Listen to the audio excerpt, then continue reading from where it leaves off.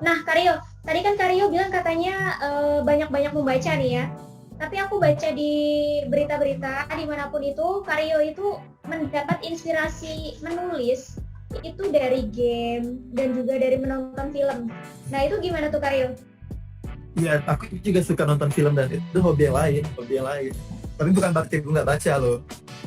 Oke, oke, oke. Bukan Jadi berarti gue selain nggak baca. membaca, Selain membaca, aku juga suka itu. Ya inspirasi kan nggak harus baca juga kan. Bisa lihat dari ya benar. sekitar, dari diskusi. Tapi ya tetap aja kalau kamu mau nulis kunci utamanya baca. Kalau misalnya ada penulis yang bilang saya nggak baca kok tapi bisa nulis, itu nggak usah dibaca bukunya. Oke, oke, oke. Oke, jadi ada pertanyaan lain dari sahabat Ina, Kak Syahidah Aisyah Azahra. Silakan Kak Syahidah, bisa bergabung untuk menanyakan pertanyaannya. Bisa di-unmute dulu, ya. Halo Karyo. Halo. Kenalkan, nama saya Zaidah Aisyah Azahra. Saya asalnya dari Bekasi Utara. Kak, saya ingin bertanya, bagaimana sih Kak cara kita biar bisa memainkan emosi pembaca lewat tulisan? Soalnya biar pembaca tuh pas baca tulisan kita tuh yang kayak yang adegan sedih tuh kayak sedih, bawa suasana gitu tuh Kak. Gimana sih Kak caranya? Sekian, terima kasih. Ini bisa dijawab, ini bisa jadi satu, ini bisa dijawab panjang banget ya. Karena kan memainkan emosi pembaca itu kan pertanyaannya luas banget ya, macam-macam ya. Sedih kan juga macam-macam. Kamu bisa bikin sedih dengan banyak cara sih ya. Kamu bisa bikin sedih dengan yang cara yang eksplisit, pakai penjelasan yang mendayu-dayu gitu panjang lebar. Bisa juga dengan cara sederhana. Ya itu balik lagi ke apa sedih kayak apa yang pengen kamu buat. Apakah sedih ya, ada sedih yang menyayat-nyayat atau sedih yang diam aja yang sederhana, atau tergantung dengan cerita kamu, cerita tentang apa, bobot cerita tentang apa. Aku nggak bisa jawab karena aku nggak tahu sedih yang kamu mau bikin tuh kayak gimana, ceritanya tentang apa. Dan sedih kan bisa macam-macam ya, jadi nggak bisa dijawab dengan satu jawaban aja. Tapi yang bisa aku bilang, kamu harus tahu dulu, kamu harus kenali baik-baik dulu apa yang mau kamu ceritain, cerita kamu secara keseluruhan, sedih macam apa yang kamu mau kamu bikin, emosi macam apa, dan kamu cari inspirasinya lewat novel-novel, buku, film, atau kamu lihat orang di sekitarmu yang menurutmu bisa cocok dengan sedih kamu itu yang mau kamu tulis. Oke, gitu Kak Syahidah. Jadi Kak Rio tidak bisa menggambarkan kesedihan seperti apa yang Kak Syahidah maksud. Begitu, ada tanggapan? Udah Kak, cukup. Terima kasih Kak Rio atas jawabannya. Kamu cari inspirasi sedihnya lewat bacaan, lewat film, lewat karya. Gitu Kak Syahidah. Kak Syahidah bisa mencari bacaan lain atau mungkin film-film lain. Iya. Gitu. Ya. Oke, siap. Makasih Kak. Oke, sama-sama Kak Syahidah. Next, untuk pertanyaan selanjutnya, saya mau ke Kak Yunike.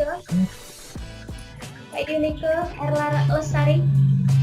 Silakan Kak.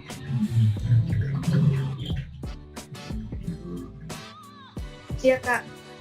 Iya. Halo. Halo Kak. Halo. Saya mau menanyakan yang soal gaya kepenulisan ya Kak. Okay. Kadang gimana sih buat menemukan gaya kepenulisan itu sendiri? Kadang saya suka kejebak gitu sama diksi-diksi saya. Kayak kadang ngerasa diksi saya jelek gitu, ngerasa diksi saya nggak bagus lah gitu. Kadang masih suka gitu Kak. Itu gimana? Ini sebenarnya sama kayak jawaban pertanyaan pertama tadi ya, jawaban dari pertanyaan pertama tadi ya, soal identitas ya. Ya tadi kan ada yang nanya tentang cewek. Jadi sebenarnya gaya identitas atau gaya penulisan itu kamu carinya lewat baca, bacaan dan cara jadi pembaca yang baik itu ya kamu harus pembaca yang baik itu ya pembaca yang nggak mandek selera bacanya. Jadi semakin banyak membaca semakin selera bacamu itu berubah. Jadi kayak misalnya contohnya aku ya, dulu aku suka pengarang A, aku nggak mau nyebut nama ya, dulu kayak 10 tahun lalu aku suka pengarang A, pengarang B misalnya. Tapi sekarang aku pengarang A, pengarang B ya biasa aja, aku tetap suka mereka tapi suka pengarang C dan D sekarang. Ntar 5 tahun ke depan mungkin aku suka pengarang F dan G, pengarang C dan D udah biasa aja. Jadi ya baca yang baik itu ya bukan pembaca yang, menurutku bukan pembaca yang mandek selera bacanya, tapi berubah seiring dengan semakin bacanya kamu baca gitu. Selera bacamu itu mendewasa seiring dengan umur kamu dan semakin banyak kamu baca juga. Dan dari situ juga seharusnya gaya penulisan kamu juga bisa berubah seiring dengan makin banyak bacaan kamu, makin banyak inspirasi kamu makin banyak baca gaya menulis yang beda-beda. Habis soal bertanya. Apa? Ini rumah kan kalau kerja udah biar justru kita. Sambil ini mungkin ada yang nggak di-mute.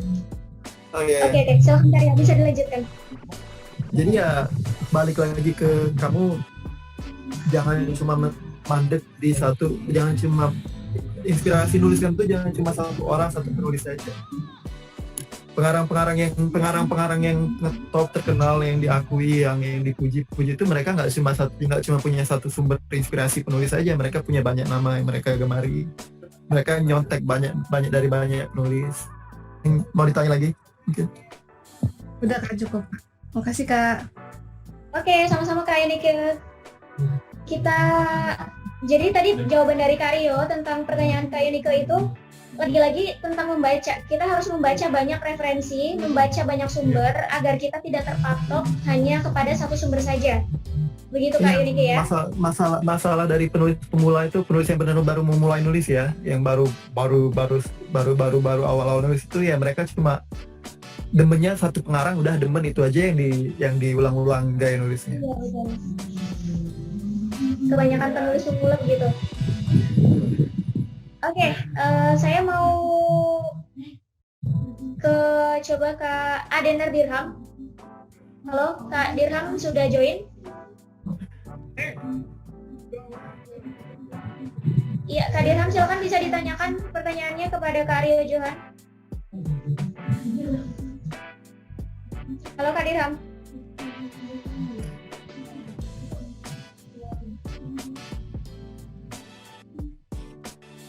Kak Mungkin Dirham. yang lain dulu. Oke, yang lain dulu. Mungkin. Kak Berta Siburian. Silakan Kak Berta Siburian bisa ditanyakan pertanyaannya.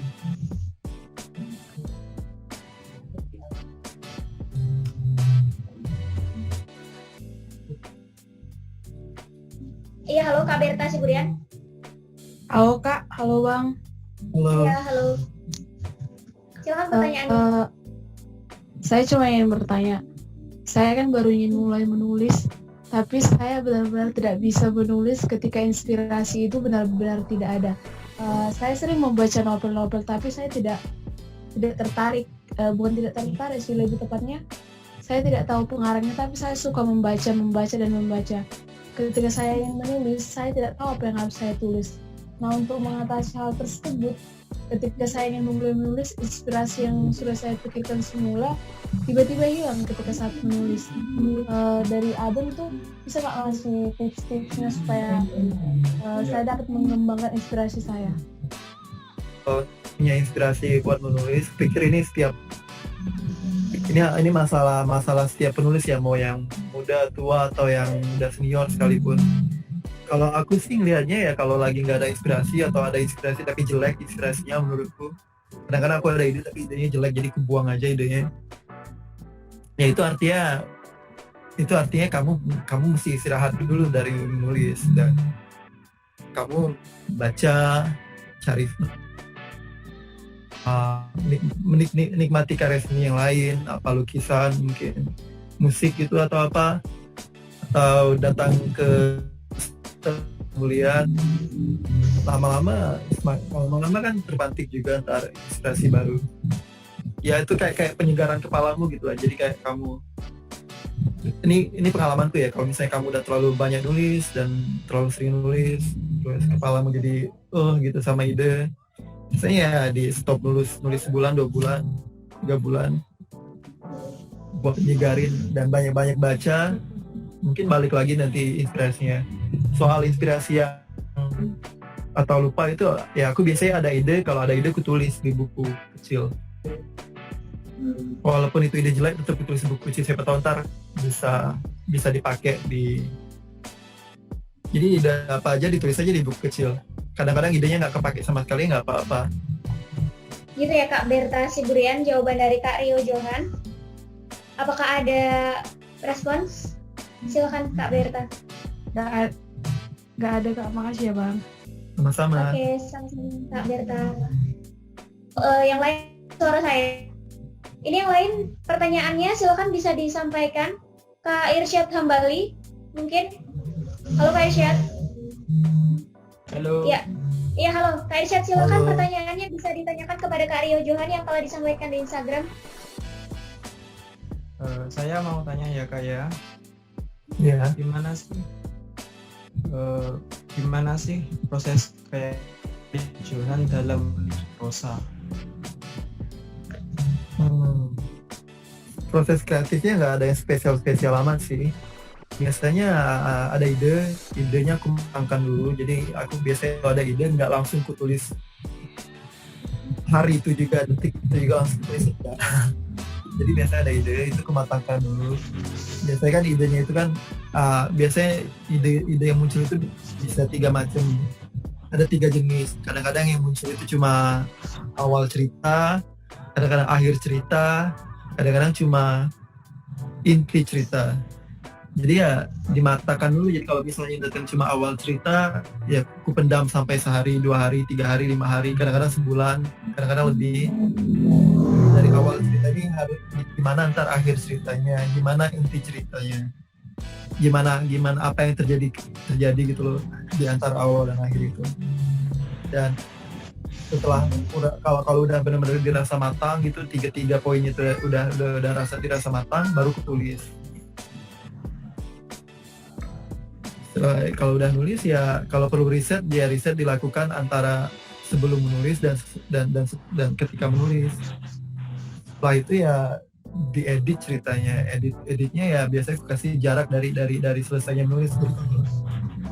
Selesai menulis cerpennya hari ini, biasanya kuku kasih jarak seminggu 2 minggu, karena kalau kita ngedit karya itu kan butuh jarak ya, kita dari karya kita ya. Kalau kita baru selesaikan kayaknya masih sayang sama cerpennya gitu, jadi kayak nggak mau diubah-ubah gitu. Kalau udah ada jarak 1 minggu 2 minggu kan biasanya udah muncul kayak kayak nggak suka bagian ini gitu. Dan ngedit itu jangan tanggung-tanggung. Banyak pengarang itu kayak ngeditnya tanggung gitu, jadi semuanya disayangi, jadi akhirnya nggak diedit gitu. Jadi, kalau kamu ngedit, kamu harus kejam sama karya kamu. Kamu harus pilih kamu harus baca ulang karya kamu seolah-olah kamu tuh nggak suka sama karya kamu. Iya, jadi begitu Kak Ilham. Mohon maaf, maksudnya Kak Irsyad. Jawaban Boleh dari tanya Kak Rio lagi Johan. nggak, Boleh, silakan.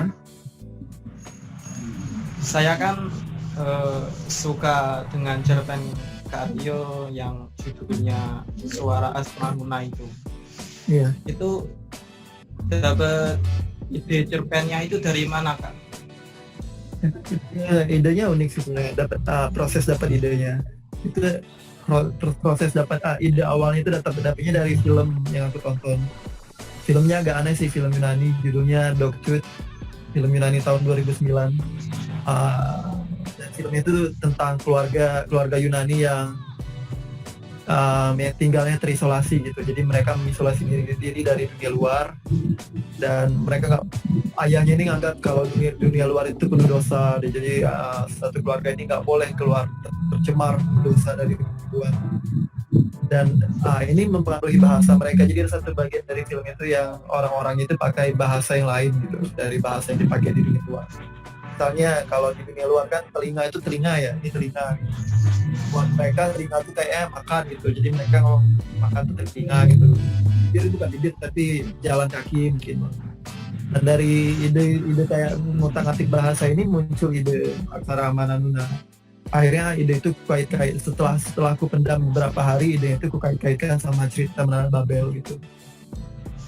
Ya memendam ide itu menurutku penting sih, jadi nggak biar mematangkan ide itu penting, jadi nggak jangan langsung tiba-tiba dapat ide hari ini langsung mau ditulis dari itu kan. Nah, lebih terjadi.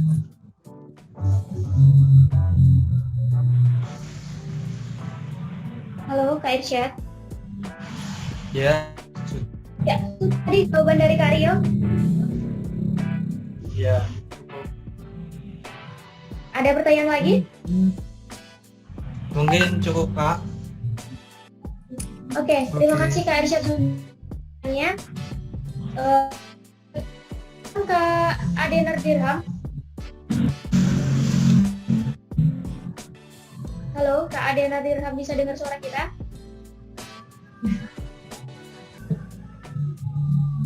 Kayaknya nggak terhubung dia suaranya. Oke, mungkin nanti kalau misalnya Kak ada pertanyaan dari Kak Adenar Dirham, kita bisa forward ke Kak Rio Johan. Itu akan dijawab oleh Kak Rio Johan ya. Iya bisa, kalau dia bisa kasih pesan ke Instagramku gitu, Oke. nanti aku Iya, jawab. ini kita 10 menit lagi, kita selesai. Jadi kita minta mungkin sedikit dari Kak Rio, kesimpulan dari pembahasan kita sore ini, pesan dan kesan mungkin untuk seluruh penulis-penulis Indonesia, khususnya penulis pemula yang baru saja memulai untuk menulis. Mungkin ada pesan dan kesan untuk penulis Indonesia, Kak Rio, silakan. Ini kayak yang udah aku ulang-ulang tadi ya, dan selalu yang dan selalu aku jawab sama gitu setiap kali dikasih pertanyaan yang sama, gimana caranya menulis, gimana caranya menulis yang bagus, apa yang harus dilakukan penulis, jawabannya selalu sama sih menurut pembaca. Dan perbaiki selera bacamu. Perbaiki selera bacamu caranya gimana ya? Dengan cara banyak-banyak, dengan cara memperbaiki bacaan kamu. Bacaan itu kan harus kayak aku nanti bacaan kita itu harus berubah ya dari waktu ke waktu. Jadi kayak kita kecil dulu kan baca Bobo gitu, si bacanya Bobo gitu kan ya, Bobo doang gitu. Harusnya udah meningkat kan dari Bobo, meningkat ke mungkin Dimas Kawan gitu, terus dari Dimas Kawan meningkat ke Harry Potter mungkin ya. Nanti umur 20-30 kan meningkat lagi kan, jadi ya selera bacanya naik gitu. Bukan berarti Dimas Kawan jelek, tapi kan berkembang gitu ya. Mungkin ntar umur 20-30 bacanya Leo Tolstoy gitu yang 800 halaman gitu. Tapi ya intinya selera baca, perbaiki selera baca, dan kalau mau menulis